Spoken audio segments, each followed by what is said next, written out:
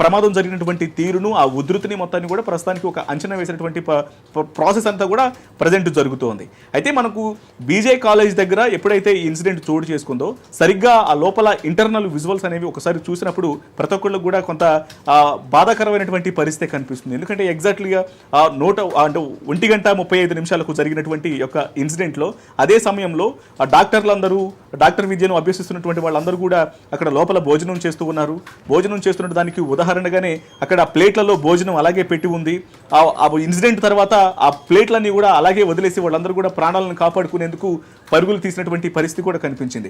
ఇంత హృదయ విదారకమైనటువంటి ఘటన అనేది ఈ మధ్య కాలంలో జరగలేదు. ఈ ఇన్సిడెంట్ చూసిన తర్వాత, దృశ్యాలను చూసిన తర్వాత ప్రతి ఒక్కళ్ళు కూడా కొంత బాధను వ్యక్తం చేస్తున్నటువంటి పరిస్థితి కనిపిస్తుంది.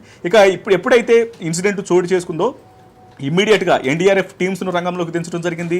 అహ్మదాబాద్ పరిసర ప్రాంతాల్లో ఉన్నటువంటి ఎమర్జెన్సీ అన్ని ఫైర్ ఇంజన్లను కూడా ఆ ప్లేన్ క్రాష్ జరిగినటువంటి ఘటనా స్థలానికి తరలించారు.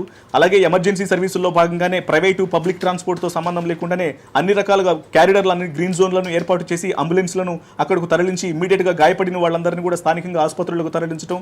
ఇప్పుడు బ్లడ్ సెంటర్లు స్వచ్ఛందంగా ముందుకు వచ్చి ఇమ్మీడియట్గా వీళ్ళు ప్రాణాలను కాపాడాలంటే మాత్రం ఖచ్చితంగా స్థానికులందరూ వచ్చి, పౌరులందరూ కూడా వచ్చి బ్లడ్ డొనేట్ చేయాల్సినటువంటి విషయాలన్నీ కూడా తెలియజేసి సహాయక చర్యలు ఏమాత్రం అనేది ఆలస్యం జరగకుండా ప్రభుత్వం వైపు నుంచి, మరోవైపున ఇటు స్వచ్ఛంద సంస్థల నుంచి కూడా తమ పని తాము చేసుకుంటూనే ఉన్నారు సహాయక చర్యల్లో భాగంగా. కానీ ఎయిర్ ఇండియా వ్యవస్థ మాత్రం ఈ యొక్క టోటల్ ఇన్సిడెంట్ అనేది సాంకేతిక లోపం కావచ్చు, లేకపోతే వారి యొక్క అలసత్వం కారణంగా కావచ్చు, అసలు ఫ్లైట్ అనేది 800 మీటర్ల ఎత్తులో, అంటే ఒక సర్టైన్ హైట్ వరకు వెళ్ళిన తర్వాత మాత్రమే హై ఫ్లై అనేది అవుతుంది. అలాంటిది 800 మీటర్లలోనే చాలా దూరం వరకు వెళ్ళటం, ఈలోగానే ఒక చెట్టును క్రాష్ అవ్వటం అనేది ఈ ఘటన మొత్తానికి సంబంధించి కూడా ఖచ్చితంగా బాధ్యత వహించాల్సినటువంటి అవసరం ఉంటుంది. మరి ప్రభుత్వం ఒక నివేదికను సమర్పించిన తర్వాత ఒక కమిటీ దీని మీద ఖచ్చితంగా కమిటీని వేస్తారు. దీన్ని ఏ రకంగా ఈ యొక్క ఇన్సిడెంట్ జరిగిందనే దాని మీద తదుపరి చర్యలు అనేవి ఎయిర్ ఇండియా మీద తీసుకుంటారా లేదనేది కూడా చూడాల్సినటువంటి అవసరం ఉంటుంది. రత్న, చూడొచ్చు ఇప్పుడు అహ్మదాబాద్ నుంచి లండన్ బయలుదేరినప్పుడు ఏదైతే విమానం ఉందో ఆ టేక్ ఆఫ్ టైంలో అంటే వాతావరణ పరిస్థితులు ఎలా ఉన్నాయి? వాస్తవానికి వెదర్ డిపార్ట్మెంట్ నుంచి వచ్చినటువంటి వాతావరణ పరిస్థితులను బట్టి ఒకసారి మనం గమనించినట్లయితే కేవలం కొన్ని రాష్ట్రాల్లో మాత్రమే వర్ష సూచన అనేది ఉంది. వాతావరణం అనేది చాలా కూల్గా కనిపిస్తుంది. ఇప్పుడు తెలంగాణ రాష్ట్రంలో కావచ్చు, హైదరాబాద్ మహానగర వ్యాప్తంగా కావచ్చు, ఇప్పటికే తెలంగాణ రాష్ట్రంలో ఇప్పటికే అధికారులు తెలియజేయడం జరిగింది. రాబోయే 2-3 రోజుల్లో తేలికపాటి నుంచి మోస్తారు వర్షాలు ఉంటాయన్నటువంటి విషయాన్ని కన్ఫర్మ్ చేశారు. అయితే కొన్ని రాష్ట్రాల్లో మాత్రం ఇప్పుడు మనకి అహ్మదాబాద్లో ఉన్నటువంటి ఎగ్జాక్ట్ వెదరు చాలా క్లియర్గా ఉంది. ఎటువంటి మనం ఒకసారి ఇన్సిడెంట్ జరిగినటువంటి స్పాట్ని కనుక ఆ విజువల్స్లో కూడా చాలా స్పష్టంగా చూడొచ్చు. మధ్యాహ్నం 1:30 ప్రాంతంలో సాధారణంగా ఉన్నటువంటి 30 నుంచి 35 డిగ్రీల ఉష్ణోగ్రత ఏ రకంగా అయితే నార్మల్ టెంపరేచర్ అనేది కంటిన్యూ అవుతూ ఉంటుందో సేమ్ అదే టెంపరేచర్ అనేది కంటిన్యూ అవుతుంది. సో వాతావరణ పరమైనటువంటి ఇబ్బందులు అనేవి ఏమీ లేవు అనేది మనకు ఆ వెదర్ను ఒకసారి చూసినప్పుడు చాలా కన్ఫామ్గా తెలుస్తుంది. వాతావరణం అనేది ఒకవేళ సహకరించిన పరిస్థితుల్లో భారీ వర్షం రావటము, లేకపోతే దాదాపు 50 నుంచి 50 డిగ్రీల వరకు కూడా అధిక ఉష్ణోగ్రతలు ఉన్న కారణంగానే సాంకేతిక లోపానికి తోడు లోపల హీట్ లెవెల్స్ పెరిగిన కారణంగా ఈ రకమైనటువంటి బ్లాస్ట్ జరిగిందనుకోవడానికో అటువంటి వ్యవస్థ అనేది ఏం కనిపించలేదు. కేవలం ఒక సాధారణ టెంపరేచర్లోనే సాధారణ టెంపరేచర్ మాత్రమే అక్కడ ఉండటం జరిగింది. ఆ సాధారణ టెంపరేచర్లోనే విమాన ప్రయాణం అనేది జరిగింది.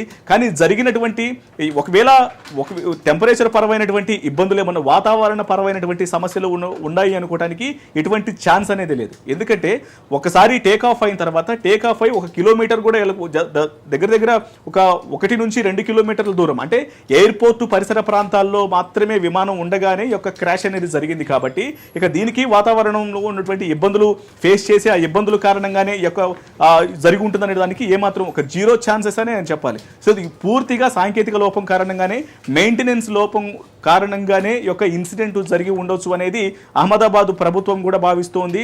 గతంలో డీజీసీఏ చాలా స్పష్టంగా తెలియజేసింది. Director general of civil aviations 1-2 సందర్భాల్లో ఎయిర్ ఇండియా వ్యవస్థను కూడా హెచ్చరికలు జారీ చేయడం జరిగింది. మెయింటెనెన్స్ పరమైనటువంటి ఇబ్బందులు అనేవి తలెత్తుతున్నాయి. ఆల్రెడీ ఒక విమానము ప్యారిస్ వెళ్తుండగా సాంకేతిక లోపం తలెత్తి షార్జాలో ఎమర్జెన్సీ ల్యాండింగ్ చేయాల్సి వచ్చింది. మరొక సందర్భంలో విమానంలో పొగలు రావడంతో ఇమ్మీడియట్గా రాకపోకలను ఆపివేసి దాన్ని సరిచేయాల్సినటువంటి పరిస్థితి ఏర్పడింది. మెయింటెనెన్స్ను చూసుకోవాల్సినటువంటి అవసరం ఉంటుందనేది డీజీసీఏ అనేక సార్లు ఎయిర్ ఇండియాను హెచ్చరించింది. ముఖ్యంగా బోయింగ్ విమానాలు అంటే అతిపెద్ద విమానాలు, ప్రపంచంలోనే చాలా హై కాస్ట్గా ఉంటాయి, అలాగే హెవీ క్యారీ చేసేటువంటి విమానాలుగా పేరుంటుంది బోయింగ్ విమానాలకు. అటువంటి విమానాలు సుదీర్ఘ ప్రయాణాలు చేసేటప్పుడు చేసేటప్పుడు మెయింటెనెన్స్ అనేది చాలా జాగ్రత్తగా చూసుకోవాలి, సాంకేతిక పరంగా అన్ని రకాలుగా జాగ్రత్తలు తీసుకోవాలి. అన్ని సక్రమంగా ఉంటేనే ప్రయాణాలు అనేవి దాంట్లో ప్రయాణం చేయాల్సి ఉంటుంది, రాకపోకలను నిర్దేశించాల్సి ఉంటుంది. కానీ అలాంటిది ఇప్పుడు ఎటువంటి ఈ గతంలో జరిగినటువంటి లోపాలను కూడా సరిదిద్దుకోకపోవడం కారణంగానే ఇప్పుడు ఎయిర్ ఇండియాలో ఈ బోయింగ్ 787-8లో యొక్క ప్రమాదం అనేది జరిగిందనేది ప్రాథమికంగా భావిస్తున్నారు. ఇది పూర్తిగా కమిటీ ఎప్పుడైతే ఒక దర్యాప్తు సంస్థలు దీని మీద ఏదైతే ఇప్పుడు అక్కడికి వెళ్ళినటువంటి యాక్సిడెంట్ ఇన్వెస్టిగేషన్ టీం ఉందో ఎయిర్ క్రాఫ్ట్లకు సంబంధించి ఆ టీం నిర్ధారించినటువంటి పరిస్థితుల ఆధారంగానే పూర్తిగా ఒక కన్ఫర్మేషన్ వచ్చినటువంటి అవకాశాలు ఉంటాయి. రత్న టేక్ ఆఫ్ ముందు పైలట్ కావచ్చు, ఇటు కో పైలట్ కావచ్చు, కెప్టెన్ వాళ్ళ కండిషన్ ఎలా ఉండేది, ఇప్పుడు వాళ్ళ పరిస్థితి అంటే వాళ్ళకి అనుభవం ఎంతవరకు ఉన్నదని ఎయిర్ ఇండియా సంస్థ చెప్తుంది. ఎస్, మనకు అందినటువంటి డీటెయిల్స్ని బట్టి ఈ ఫ్లైట్ను నడిపినటువంటి వ్యక్తి మొదటగా సుమిత్ సబర్వాల్ ఉన్నారు. ఎందుకంటే లండన్ వరకు ప్రయాణం జరుగుతుంది కాబట్టి ఇందులో ఇద్దరు పైలట్లు ఉన్నారు. ఒకళ్ళు సుమిత్ సబర్వాల్ ఉన్నారు, రెండవ వ్యక్తి కువిందర్ ఉన్నారు. సో వీళ్ళిద్దరు కూడా అనుభవం కలిగినటువంటి వ్యక్తులే. ఆల్రెడీ సుమిత్ సబర్వాల్కు 8,000 గంటల ఫ్లైట్ జర్నీని చూసినటువంటి అనుభవం, అతను ఆ ఫ్లైట్లను 8,000 గంటల వరకు కూడా ఫ్లైట్ను నడిపించినటువంటి అనుభవం ఉన్నటువంటి వ్యక్తి. దాంతోపాటు ఫస్ట్ ఆఫీసర్గా ఉన్నటువంటి కువిందర్ సైతం తనకి అనుభవం ఉంది. సో ఇద్దరు అనుభవం కలిగినటువంటి వ్యక్తులే ఉన్నారు. ఎందుకంటే బోయింగ్ లాంటి విమానం ఇప్పుడు డొమెస్టిక్గా తిరిగేటటువంటి విమానాలలో మనం సాధారణంగా చూసుకున్నప్పుడు ఎక్స్పోర్ట్స్ అని ఇంటర్నేషనల్ జర్నీ చేసేటువంటి వెహికల్ యొక్క విమానాలకు సంబంధించి అనుభవం ఉన్నటువంటి వ్యక్తులనే అందులో వాటికి కేటాయిస్తూ ఉంటారు. కేవలం ఎవరైనా ప్రాక్టీస్ చేసేటువంటి వ్యక్తులున్నా సరే, కొత్తగా జాయిన్ అయినటువంటి వ్యక్తులను సరే, చాలా ప్రాక్టీస్ తక్కువగా ఉన్నటువంటి వ్యక్తులు ఎవరైతే ఉంటారో వాళ్ళు మొదటిగా డొమెస్టిక్ లెవెల్లో అంటే దేశవ్యాప్తంగా ఉన్నటువంటి ఇతర రాష్ట్రాల మధ్య జర్నీలు చేసేటువంటి విమానాలకు మాత్రమే వాళ్ళని కేటాయించడం జరుగుతుంటుంది. ఒక సర్టైన్ అనుభవం వచ్చిన తర్వాత మాత్రమే ఇంటర్నేషనల్కు దానికి ఒక అర్హత అనేది కలిగి ఉండాలి, కొంతకాలం పనిచేసి ఉండాలి, వ్యవస్థ మీద పూర్తిగా ఒక అనుభవం కలిగిన తర్వాత మాత్రమే వాళ్ళకి దాన్ని కేటాయిస్తూ ఉంటారు. కానీ ఇందులో ఖచ్చితంగా అనుభవం కలిగినటువంటి ఇద్దరు వ్యక్తులు ఉన్నారు, సుమిత్ సబర్వాల్ అలాగే కువిందర్ అనేటువంటి ఇద్దరు వ్యక్తులను ఏర్పాటు చేయడం జరిగింది. ఎందుకంటే లాంగ్ జర్నీ కాబట్టి. సో ఇది కేవలం పైగా వీరి అనుభవ రాహిత్యం కారణంగా జరిగిందా లేకపోతే టెక్నికల్ ఇష్యూస్ కారణంగా జరిగిందా అనేది ఇది పూర్తిగా దర్యాప్తు అనంతరం బయటపడేటువంటి అవకాశం ఉంది. కానీ ప్రాథమికంగా ఉన్నటువంటి సమాచారాన్ని బట్టి వాళ్ళకు ఉన్నటువంటి ఎక్స్పీరియన్స్ హవర్స్ని గమనించినప్పుడు 8,000 ఎక్స్పీరియన్స్ అవర్స్ అంటే ఖచ్చితంగా ఒక సర్టెను అంటే సాధారణంగా రెగ్యులర్గా డ్యూటీస్లలో పర్ఫెక్ట్గా ఉండేటువంటి ఒక పైలట్కు ఉండాల్సినటువంటి అనుభవంగానే పరిగణిస్తూ ఉంటారు. సో మరోవైపున కువిందర్ ఇంకా కనీసం తను ఇంకా వెహికల్ను నడపడం అంటే ప్లేన్ను నడిపేందుకు తన